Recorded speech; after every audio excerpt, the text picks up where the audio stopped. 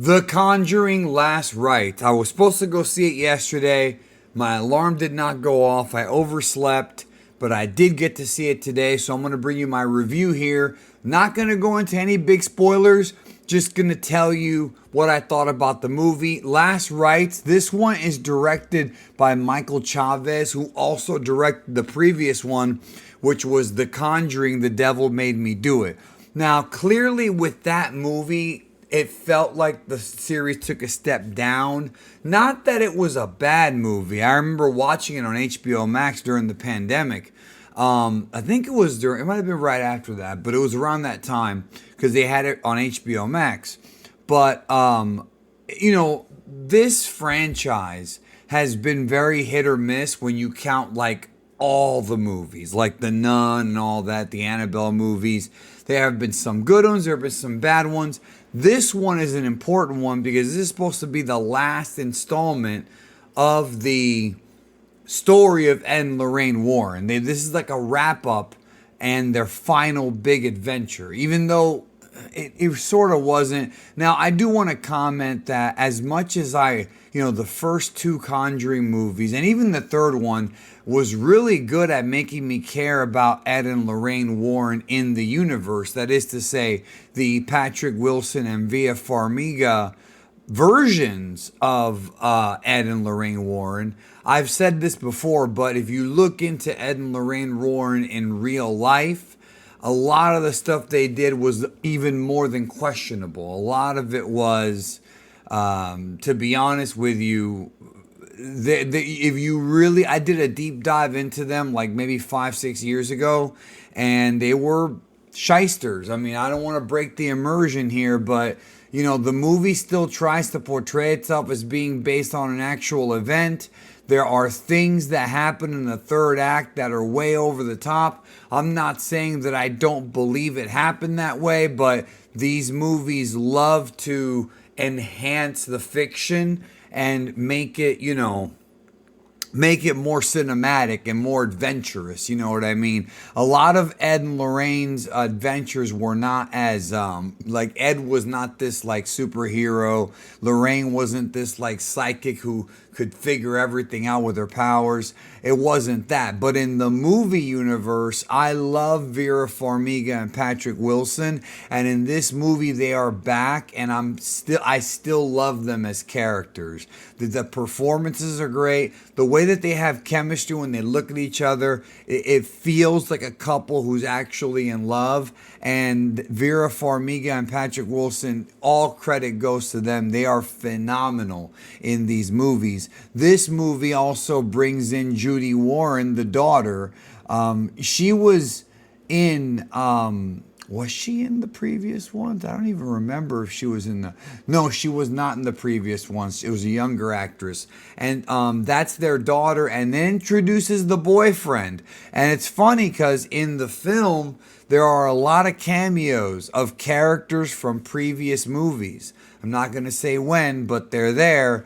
And there's also cameos from James Wan and from the real life Judy Warren and Tony Spira. Tony Spira appears in this movie for the first time, played by Ben Hardy as the love interest for Judy Warren. So this movie actually sort of takes us back to their first case and something that happened during the first case that's going to end up impacting what's going on in the current case. And it all has to do with this big scary mirror. And there's a lot going on, and typical, the movie spends the first two acts. It actually felt like it was the first two acts, like the first half, maybe even more than that, in building up like sort of the teases and giving you little hints and clues, doing the scares.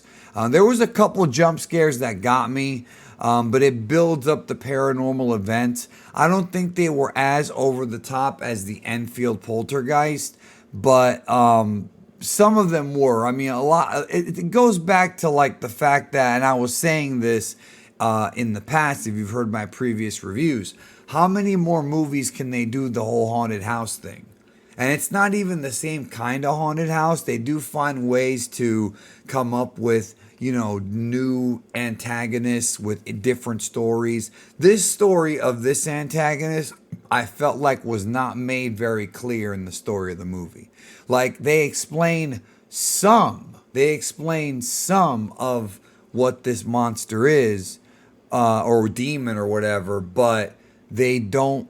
There's still a lot of unanswered questions coming out of the movie. But again, you're not going to go too deep into the demonology. This movie does cover, though, that they are writing a book, and that is what Ed and Lorraine did. And that's where a lot of these movies are based from. A lot of the stories in their book, and the families from their books. So the film, I think, again, the characters carry it. The buildup is fine, and it all goes into this big third act where it's going to become this, over the top horror fest with a lot of things going on and a lot of lives being in danger. And it's going to take the Warrens with the power of, the Lord at their side to defeat these demons. So, if you like the other Conjuring movies, you're probably going to like this one. I liked it. This movie, the thing I enjoyed about this movie is that it has no wasted scenes. Every scene in the movie felt important. Every scene in the movie was interesting. Like, I wasn't bored at any point in this movie. And that, to me, if you're watching a movie, and unless it's horribly made, right? Like, if it's really poorly made, and you're invested in the characters and you care about the characters and you want to see what happens next, that in and of itself cannot be a bad movie. I'm sure critics are going to say, the wheels have fallen off the franchise, because horror franchise, when they get to the fourth movie, oftentimes it does. This is not really the fourth movie, because there's other movies in the cinematic universe. Apparently now what they're saying is that this is the end of phase 1. So they're doing a Marvel thing. So I guess they're writing Ed and Lorraine stories out and just focusing on some of the other characters. I don't know.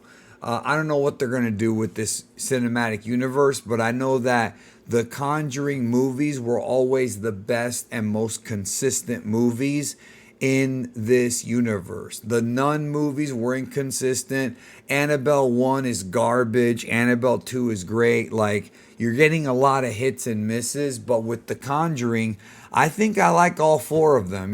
This one I would probably rank it as my third favorite, but it didn't waste my time, and I enjoyed it. I really did. I liked it, and I felt that they wrote off the characters of Ed and Lorraine in a very respectful way. I was curious if they were going to put in some of the real life stuff, and they did. There is a mid-credit scene and a post-credit scene that go into a little bit more about the lore of what's going on in the movie, and sort of like the right at the end before the credits, you kind of get the epilogue of what ended up happening to Ed and Lorraine, and it was very respectful. And that, even though I know that from my research that these two people were very controversial, it was very respectful for them to have ended the movie the way they did. I thought it was a very good way, because I was wondering how they were going to do it. How are they going to end this?